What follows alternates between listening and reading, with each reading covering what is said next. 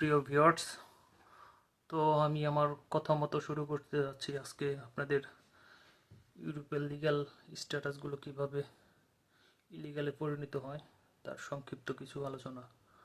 তো আমি আমার এই প্রোগ্রামটাকে দুইটা এপিসোডে বিভক্ত করছি। একটা হলে সমগ্র ইউরোপ নিয়ে কথোপকথন, আর আরেকটা হচ্ছে আপনারা সবাই জানেন আমি পোল্যান্ডে থাকি, পোল্যান্ডের বিষয়ে কথোপকথন।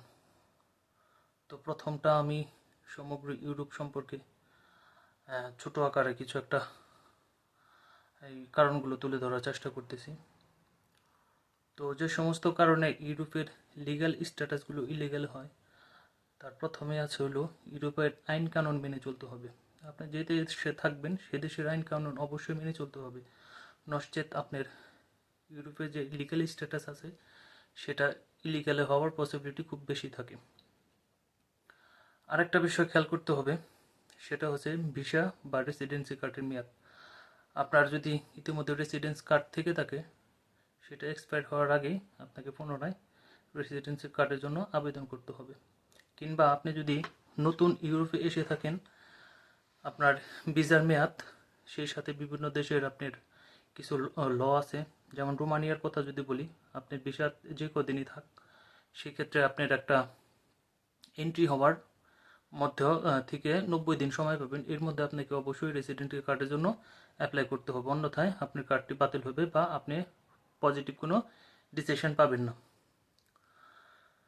আর এরপরে আছে হলো আপনার কাজের শর্ত বা ভিসার শর্তসমূহ। বিশেষ করে কাজের ক্ষেত্রে যদি বলি, স্টুডেন্ট যারা আছেন তাদের কান্ট্রি বেজে কাজের একটা আওয়ারলি বা সাপ্তাহিক বা মান্থলি কাজের একটা আওয়ারলি লিমিটেশন থাকে। যদি আপনি এই লিমিটের অধিকে কাজ করেন সেক্ষেত্রে আপনাদের লিগেল স্ট্যাটাসটি ইলিগেল হওয়ার সম্ভাবনা থাকে। বিশেষ করে কিছু দেশ আছে, যেমন ধরেন আপনার ডেনমার্ক।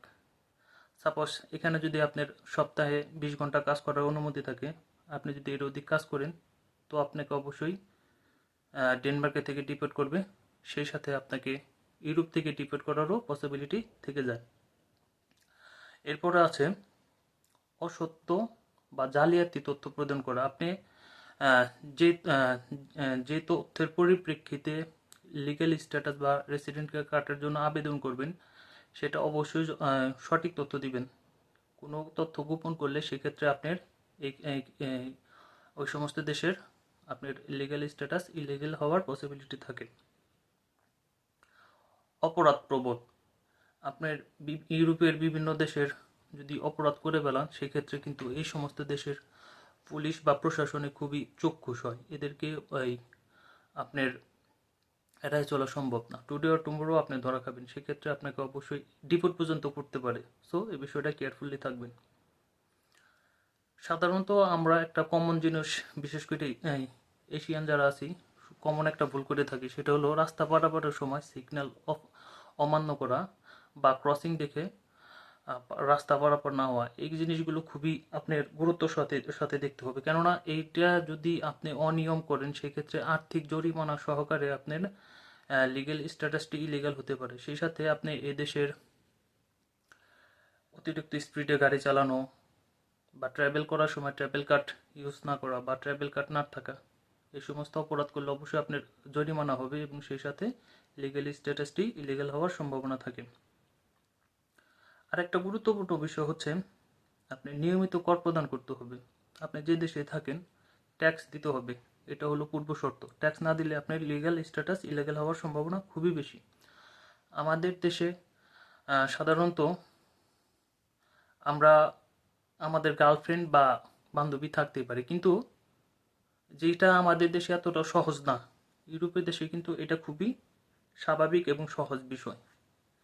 তো এই বিষয়গুলো একটু গুরুত্ব দিতে হবে, কেননা স্পেশালি যদি আপনাদের কোনো টিনেজারের সাথে সম্পর্ক হয়, এটা খুবই গুরুত্বের সাথে দেখতে হবে। কেননা টিনেজাররা যদি আপনাকে চায়, আপনার সাথে সম্পর্ক আছে, ওকে ভালো ফাইন, কিন্তু কখনো যদি তাদের মনের মতো না হতে পারেন বা অল্প সামান্য কিছু কথাও বা আকার ইঙ্গিতে যদি তাদের মনক্ষুণ্ণ হন, এরা যদি কখনো পুলিশ কমপ্লেন করে সেক্ষেত্রে কিন্তু আপনাদের কোনো কথা শুনবে না, ঠিক আছে? আপনাদের কোনো কথাও শুনবে না। পুলিশ আপনাকে ডিপোর্ট পর্যন্ত করে দিতে পারবেন, এছাড়া তো জেল জরিমানা হতেই পারে। তো এরকম আরও অনেক ছোটোখাটো বিষয় আছে যা এক ভিডিও তো বলতে গেলে অনেকটা লং হয়ে যাবে। তো যা হোক, এটা হলো ওভারঅল পুরা ইউরোপের একটা সাধারণ বিষয় যেটা আপনার লিগ্যাল স্ট্যাটাসকে ইলিগ্যাল করতে পারে। তো আমি আমার পরবর্তীতে পোল্যান্ড সম্পর্কে আলোচনা করব ইনশাল্লাহ। পোল্যান্ডের রেস্ট্রিকশন আরও বেশি। ইউরোপের কিছু দেশ আছে, জার্মানি বলেন, পোল্যান্ড বলেন, এদের রেস্ট্রিকশনগুলো আরও বেশি। তো ভালো থাকবেন সবাই, আমার জন্য দোয়া করবেন। আর যদি কোনো কিছু জানার বা বোঝার প্রয়োজন মনে করেন আমাকে নক দিতে পারেন। আমি ইনশাল্লাহ আপনাদের কমেন্টসের বা প্রশ্নের উত্তর দেওয়ার চেষ্টা করব। আসসালামু আলাইকুম।